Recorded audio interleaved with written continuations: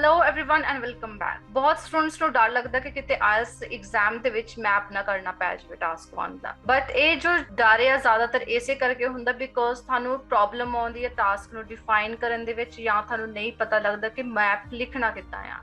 ਇਸੇ ਕਰਕੇ ਜੋ ਕਿ ਆਪਾਂ ਅੱਜ ਇੱਕ ਮੈਪ ਡਿਸਕਸ ਕਰਨਾ ਸਟੈਪ ਬਾਈ ਸਟੈਪ, ਜਿਹਦੇ ਨਾਲ ਤੁਹਾਨੂੰ ਕੌਨਫੀਡੈਂਸ ਆ ਜਾਵੇ ਕਿ ਤੁਸੀਂ ਕੋਈ ਵੀ ਮੈਪ ਆਪ ਲਿਖ ਸਕਦੇ ਆ without any problem. So without any delay, let's start with the video, and on the screen you can see the map. आज ये वाला map जो कि solve करना है step by step, and कोई भी map first of all आवे तो थानू सब तो पहला directions दी थोड़ी बहुती knowledge होनी चाहिए है, and directions जो commonly ਆਪਾਂ use ਕਰਦੇ map ਦੇ ਵਿੱਚ ਉਹ ਹੈਗੀਆਂ ਕੁਝ ਇਸ ਤਰ੍ਹਾਂ: in the east, in the west, in the north, in the south, similarly towards the eastern, western, northern or southern side, या फिर on the left, on the right, या फिर तुसी in the center, across the street, okay, opposite to that, beside that। ये जो common जे directions ਆ जो ਆਪਾਂ use ਕਰਦੇ ਆ task ਦੇ ਵਿੱਚ ਚੇਂजेस ਨੂੰ ਡਿਫਾਈਨ ਕਰਨ ਦੇ ਲਈ। ਓਕੇ, ਵਾਂਸ ਤੁਹਾਨੂੰ ਥੋੜੀ ਜਿਹੀ ਫੈਮਿਲਿਅਰਿਟੀ ਇਹਦੇ ਨਾਲ ਹੋ ਗਈ ਆ, ਹੁਣ ਜੋ ਕਿ ਤੁਸੀਂ ਆਪਣੇ ਟਾਸਕ ਨੂੰ ਸਟਾਰਟ ਕਰਨਾ। ਫਰਸਟ ਥਿੰਗ ਫਰਸਟ, ਕੋਈ ਵੀ ਟਾਸਕ ਤੁਹਾਨੂੰ ਆਉਂਦਾ ਰਾਈਟਿੰਗ ਦੇ ਵਿੱਚ, ਪਹਿਲਾਂ ਤਾਂ ਆਪਾਂ ਜੋ ਕਿ ਇੰਟਰੋਡਕਸ਼ਨ ਹੀ ਲਿਖਣੀ ਆ, ਐਂਡ ਇੰਟਰੋਡਕਸ਼ਨ 'ਚ ਤੁਸੀਂ ਕੁਝ ਨਹੀਂ ਕਰਨਾ ਹੁੰਦਾ, ਜੋ ਵੀ ਆਪਣੀ ਸਟੇਟਮੈਂਟ ਦਿੱਤੀ ਹੋਈ ਆ ਉਹਨੂੰ ਆਪਣੇ ਵਰਡਸ ਦੇ ਵਿੱਚ ਲਿਖਣਾ ਆ। ਓਕੇ,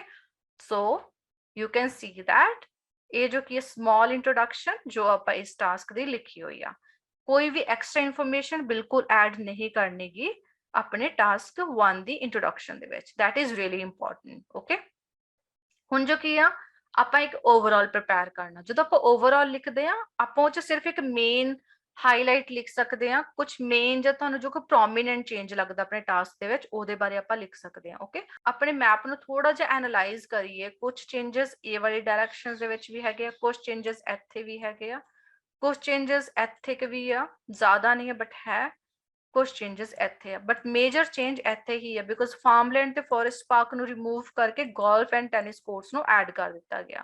ਹੁਣ ਇਹ ਜੋ ਕੀ ਆ ਆਪਾਂ ਆਪਣੇ ਓਵਰਆਲ ਦੇ ਵਿੱਚ ਲਿਖ ਸਕਦੇ ਆ। ਸੋ overall will be something like this: overall the area has witnessed drastic alterations. Alterations simply mean changes over the given span of time. However, the most significant one is towards the northeastern corner.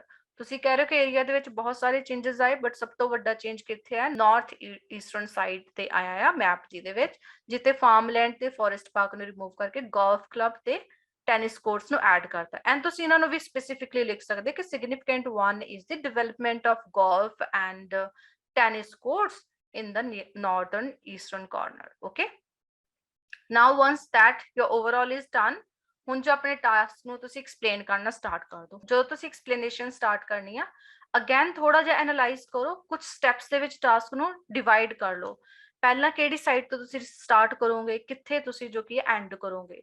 First change ਇੱਥੇ ਕੁਝ changes ਆਏ ਹੋਇਆ, second change ਇੱਥੇ ਆਇਆ, third change ਆਹ ਆ, fourth change आया ਜਾਂ ਫਿਫਥ ਚੇਂਜ ਆਇਆ। ਓਕੇ, ਥੋੜਾ ਜਿਹਾ ਇਹ ਆਪਾਂ ਨੂੰ ਈਜ਼ੀ ਹੋ ਜਾਊਗਾ ਡਿਫਾਈਨ ਕਰਨ ਦੇ ਵਿੱਚ। ਨਾਓ ਲੈਟਸ ਸਟਾਰਟ ਕਿ ਆਪਾਂ ਆਪਣਾ ਫਰਸਟ ਬੋਡੀ ਪੈਰਾਗ੍ਰਾਫ ਕਿਵੇਂ ਲਿਖ ਸਕਦੇ ਹਾਂ। Okay, to begin with, in the west part of the town, the accommodation was established with a couple of buildings. However, now it has been extended even further, covering the northwest. Okay, so ਪਹਿਲਾਂ ਜੋ ਕੀ ਸੀ directions ਦੇ ਵਿੱਚ ਦੱਸਿਆ ਹੋਇਆ ਕਿ ਪਹਿਲਾਂ ਕੁਝ ਕੁ ਹਾਊਸ ਹੁੰਦੇ ਸੀ, ਬਟ ਹੁਣ ਥੋੜਾ ਜਿਹਾ ਇਹਨੂੰ ਐਕਸਟੈਂਡ ਕਰ ਦਿੱਤਾ ਗਿਆ ਹਾਊਸਿੰਗ ਨੂੰ, ਨਾਰਥ ਵੈਸਟ ਸਾਈਡ ਦੀ ਵੱਲ ਨੂੰ ਵੀ ਕਰ ਦਿੱਤਾ ਗਿਆ। ਓਕੇ, ਨਵੇਂ ਹਾਊਸ ਐਡ ਕਰ ਦਿੱਤੇ। ਤੁਸੀਂ ਇਹ ਵੀ ਕਹਿ ਸਕਦੇ ਕਿ road now also leads to the northwest side and there are some houses around that or across that।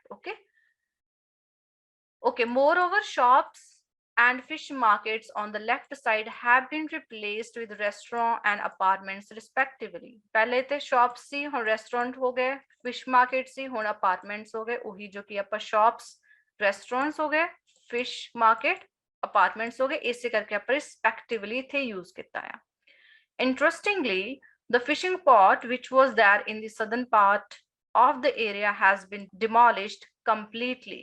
ਜੋ ਇੱਥੇ ਹੁੰਦਾ ਸੀ ਫਿਸ਼ਿੰਗ ਪੋਰਟ, ਹੁਣ ਉਹ ਬਿਲਕੁਲ ਡਿਮੋਲਿਸ਼ ਕਰ ਦਿੱਤਾ ਗਿਆ ਬਿਕੋਜ਼ ਪ੍ਰੈਜ਼ੈਂਟ ਵਾਲੇ ਮੈਪ ਦੇ ਵਿੱਚ ਹੈ ਹੀ ਨਹੀਂ ਆ ਉਹ। ਓਕੇ, ਚਲੋ ਹੁਣ ਦੇਖੋ ਤੁਸੀਂ ਆਪਾਂ ਇੱਕ ਸਾਈਡ ਨੂੰ ਪ੍ਰੋਪਰ ਡਿਸਕਸ ਕਰ ਲਿਆ। Now let's move to the next part of the map. Okay, furthermore, in 1995 the northeast side was covered with farmland and forest park, while at present a golf club a golf club and tennis courts can be seen at the same place. ਪਹਿਲਾਂ farmland ਤੇ forest park ਸੀ, ਹੁਣ ਜੋ ਕਿ golf and tennis courts ਆ. Okay. There was no parked premise in the past near the hotel situated in the right bottom corner, whereas one has been added currently. ਪਹਿਲਾਂ ਇੱਥੇ parking ਨਹੀਂ ਸੀ, ਹੁਣ ਹੈਗੀ ਆ, ਆਪਾਂ ਉਹਦੇ ਬਾਰੇ ਲਿਖ ਦਿੱਤਾ. ਹੁਣ ਲਾਸਟ ਚੇਂਜ ਸਿਰਫ ਕੈਫੇ ਦੇ ਬਾਰੇ ਰਹਿ ਗਿਆ. Let's right that. Lastly, the cafe remained at the same place over the period of time. ਜਿੰਨੇ ਵੀ ਟਾਈਮ ਲੰਘ ਚੁੱਕਾ ਹੈ ਜੀ, ਕੈਫੇ ਵਿੱਚ ਕੋਈ ਚੇਂਜ ਨਹੀਂ ਆਇਆ, ਉਹ ਆਪਣੀ ਪਹਿਲੇ ਵਾਲੀ ਜਗ੍ਹਾ ਦੇ ਉੱਤੇ ਹੀ ਆ. ਹੁਣ ਇਸ ਤਰ੍ਹਾਂ ਸਟੈਪ ਬਾय ਸਟੈਪ ਜੋ ਕਿ ਤੁਸੀਂ ਆਪਣਾ ਮੈਪ ਨੂੰ ਲਿਖ ਸਕਦੇ ਆ, ਜ਼ਿਆਦਾ ਜੋ ਆਪਾਂ ਕਨਫਿਊਜ਼ ਨਹੀਂ ਹੋਣਾ, ਜਸਟ ਸਟੈਪ ਬਾय ਸਟੈਪ ਉਹਨੂੰ ਦੇਖੋ ਕੀ ਚੇਂजेस ਆਏ, ਉਹਨੂੰ ਡਿਫਾਈਨ ਕਰਨਾ ਸਟਾਰਟ ਕਰ ਦਿਓ.